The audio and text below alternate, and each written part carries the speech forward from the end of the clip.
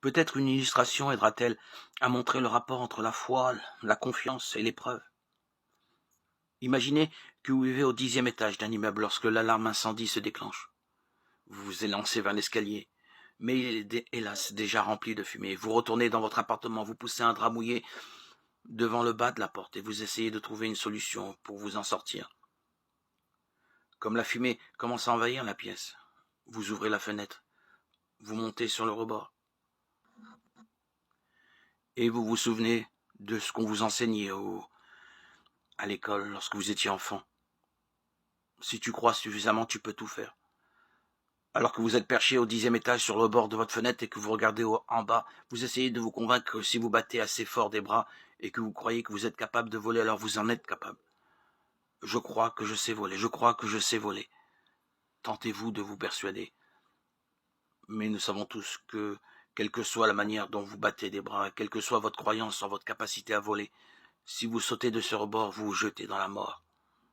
La foi du monde entier ne pourrait pas vous rendre capable de voler. Je soutiens que ce n'est pas le genre de foi que Dieu attend de vous.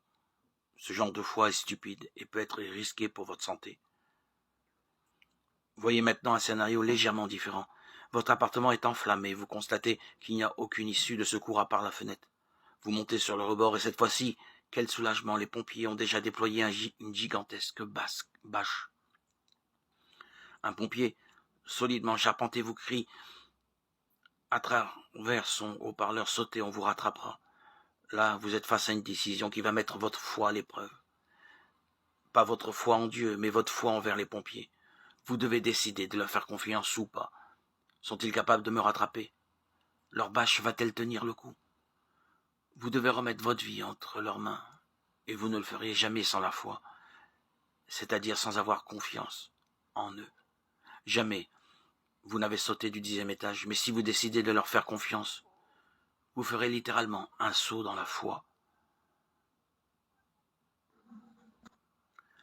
En considérant la foi dans ce contexte, on se rend compte que beaucoup de choses que nous faisons quotidiennement dépendent de la foi ou de la confiance que nous mettons en d'autres personnes.